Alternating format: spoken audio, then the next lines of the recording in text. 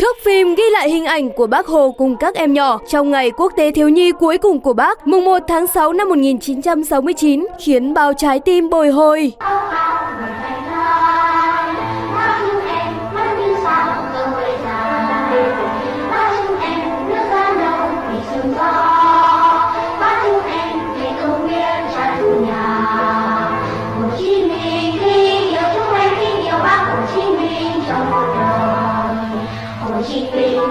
Yêu Bác đã bảo vệ cuộc đời nước ngoài cuộc sống đó.